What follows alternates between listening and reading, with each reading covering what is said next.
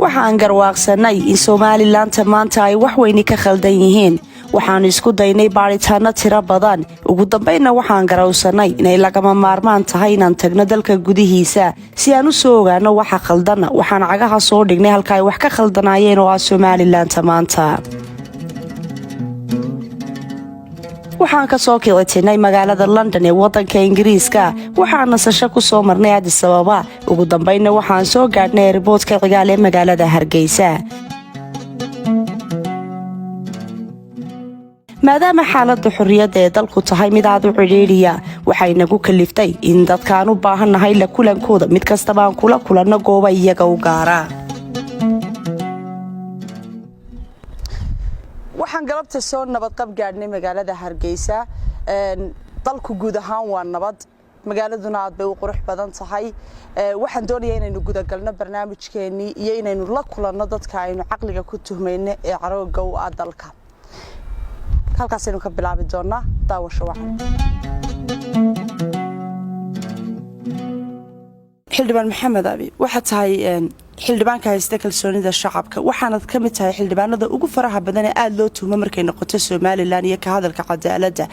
iyo sixidda qarankan Somaliland waxaan aragnaa in wax weyn khaldan yahay maxaa khaldan maxaase khaldamay bismillaahir rahmaanir rahiim marka hore bashaar waa ku mahadnaqaya aad iyo aad baad u mahadsan tahay ina meel fog nooga timid runtii Somaliland wax badan baa soo qabsoomay wax weyn oo qaldan yahay oo laga socon karin Mujaahid Cali Guray aad baad ugu mahadsantahay waqtigaaga qaaliga awanankaaga mahad celinaya sharaf weynaan baan ii tahay la kulankaaga waxaan doonayaa Mujaahid inaan ku weydiiyo waxaad ka mid tahay dadka caqliga u saaxiibka odayaashii Somaliland mujaahidiintii dadkii dalkan u soo halgamay dadkii garanayay Somaliland halkay ka timi halkay maanta taagan tahay wax weyn baa Mujaahid khaldan maxaa khaldan si jawaab sax ah aynu ugu helo su'aasha waxay tahay inaynu isweydiino maxaa laga dagaalamay maxaa loo soo dagaalamay wixii laga dagaalamay wuxuu ahaa nidaam keli talis ah oo awoodda xukunku ay nin kaliya gacanta ugu wada jirtay institutionskuna aanay shaqaynin qofafku shaqeeya ama xilalku ciddii ka hor timaada ama uu arko inaanay la socon halka qurahee u hay waxay ahayd xadhig iyo xabad xorriyad hadalka ayaa mamnuuc ahayd qof baa hadal lagu xidhayay dulmi iyo cadaalad dar ayaa la xalaashaday oo dadkii lagu hayay shacbiga ahaa waxaas waxaynu ka dagaalanay waxaynu eegaynaa 30 sannadood kadib oo Muuse Biixi madaxweyne yahay guuleed difaac garyaqaan oo ku faraxsanahay la kulankaaga waqtigaaga waad ku mahadsantahay waxaan doonayaa inaan ku weydiiyo waxa tahay wiil dhalinyaro ah sharci yaqaana aqoon-yahana Somaliland wax badan u soo joogay wax badan baad ka warhaysaa soddonka jirto kale soddon fara badan oo Somaliland ka horeeyna taariikhdeeda haysatan iyo maalintii la buddigay la aasaasay wax weyn baa maanta Somaliland ka khaldan garyaqaan maxaa ku muuqda adiga khaldan بسم الله الرحمن الرحيم marka hore kaaga mahad celinaya shaqada muhiimka ah oo haysid dadka Somaliland oo dad badan oo tahay meelay codkooda ama iska dhaxarka Somaliland qaabkii ku timi markii hore wuxuu ahaa qaab ku cusub nidaamyada Afrika sababtan Soomaaliya waxay ahayd Afrika inteeda badan markii xorriyadda heshay gumeystay la iska kicinayay un baa xorriyad laga dhaxlay ujeedadii weyneed ee loo halgamayna marka waxay ahayd in xorriyad la helo laakiin Somaliland halkan labaad bay gashay ka duwanaa ujeedadiisu ahayd in la helo dawlad dimuqraadiya dadku leeyahay rabitaanka dadka iyo dareenkooda iyo walaha coodan ku shaqeysan aan ahayn ku kolka in yaro meesha fadhida ay si jeceshay ugu noolaato maadaama kolka ku timid dareenka hoose dadku iska leeyahay filashada bulshadu waxay ahayd in nidaamka la sii joogtay oo mar walba dadku waxay doonayaan iyo rabitaankooda ay dawladnimadu ka duusho isla markaana xorriyadda dadku soo dagaalamay dadka badan u dhinteen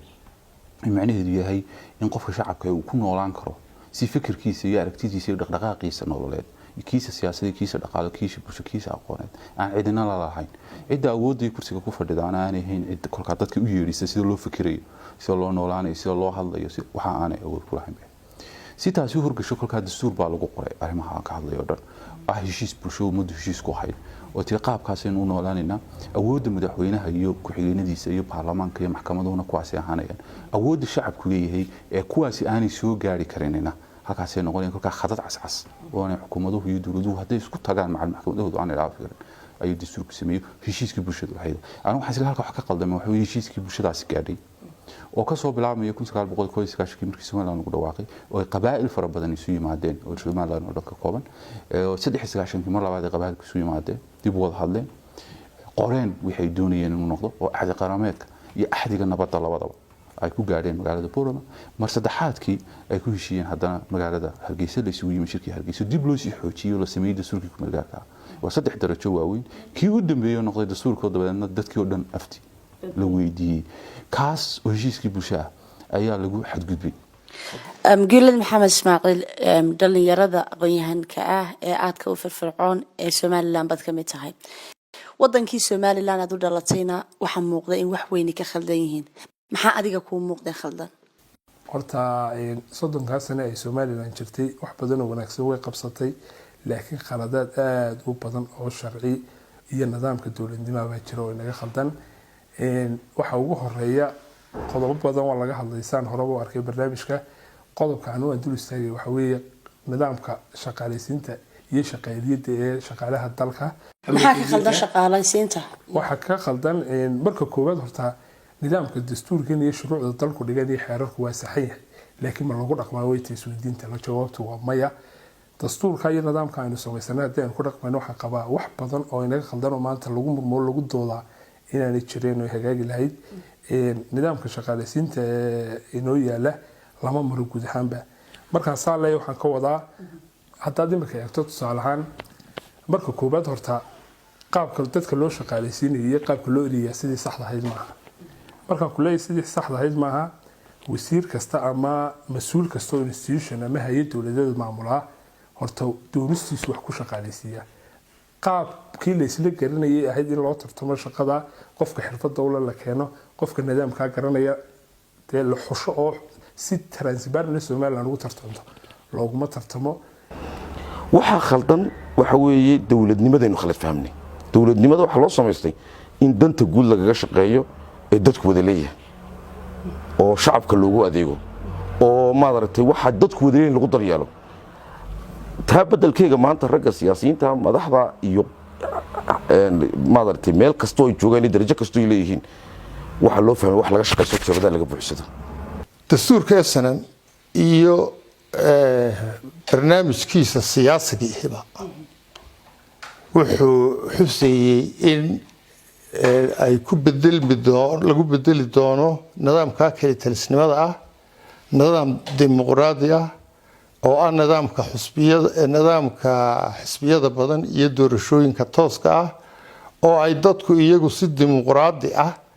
muddadiiba ay u doortaan ciddii ay xilalka u dhiibanayaan horta nidaamkii